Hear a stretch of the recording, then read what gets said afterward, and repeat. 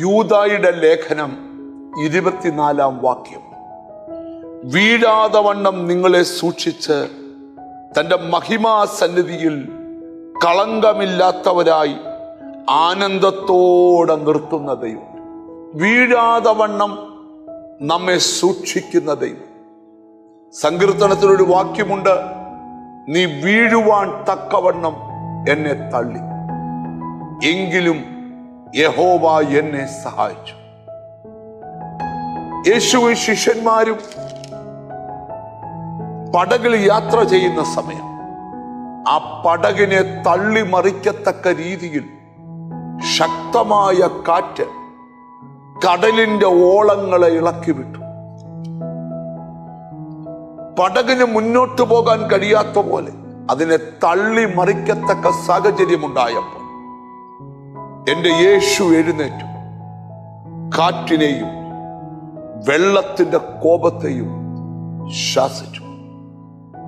ഏതു സ്ഥലത്ത് തള്ളിമറിക്കാൻ ശ്രമിച്ച ശക്തികളുണ്ടോ ആ സ്ഥലത്തുകൂടെ യേശു തന്റെ പടകിൽ യാത്ര ചെയ്തുകൊണ്ടേയിരുന്നു. എന്താണ് ഇവിടെ സന്ദേശം? വീഴാതെ വണ്ണം നിന്നെ സൂക്ഷിക്കുന്ന ഒരു ദൈവമുണ്ട്. എത്ര വലിയ ദുഷ്ടശക്തികൾ ഒരു വൃക്ഷം വെട്ടിയിടുന്നത് പോലെ നിന്നെ നിലംപരിച്ചാക്കാൻ, നിനക്ക് നേരെ ശക്തിയോടെ തള്ളിമറിക്കാൻ എഴുന്നേറ്റാലും നീ പേടിക്കേണ്ട. വീഴാതെ വണ്ണം നിന്നെ സൂക്ഷിക്കുന്നൊരു ദൈവമുണ്ട്.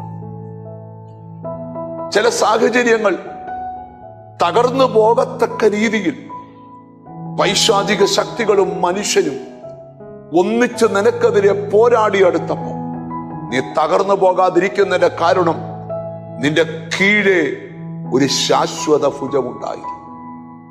അതാരുടെ കരമാ? ദൈവത്തിന്റെ കരമാ. ഈ വചനം വെളിപ്പെടുത്തുക. വീഴാതെ വണ്ണം നിന്നെ സൂക്ഷിച്ച് തന്റെ മഹിമാ സന്നിധിയിൽ കളങ്കമില്ലാത്തവരായി ആനന്ദത്തോടെ നിർത്താൻ കഴിയുന്ന ദൈവം. ആ ദൈവത്തെ മുറുകെ പിടിക്കാം. കണ്ണുകളെ അടയ്ക്കാം. കാരുണ്യവാനായ ദൈവമേ, സ്വർഗസ്ഥ പിതാവേ, വീഴാതെ വണ്ണം ഞങ്ങളെ സൂക്ഷിച്ച് തന്റെ മഹിമാ സന്നിധിയിൽ കളങ്കമില്ലാത്തവരായി നിർത്തുവാൻ കഴിവുള്ള കർത്താവേ, അവിടുത്തെ കരം നിന്റെ മക്കളുടെ മേൽ നീട്ടണം. നിന്റെ നാമം ചൊല്ലി പിതാവിന്റെയും പുത്രന്റെയും പരിശുദ്ധാത്മാവിന്റെ നാമത്തിൽ നിന്റെ മക്കളെ അനുഗ്രഹിച്ച് പ്രാർത്ഥിക്കും. പ്രാർത്ഥന കേട്ടതുകൊണ്ട് നന്ദി. യേശു ക്രിസ്തുവിൻ നാമത്തിൽ തന്നെ ആമേൻ. നിശ്ചയമായും ദൈവം നിന്നെ സൂക്ഷിക്കും. God bless you.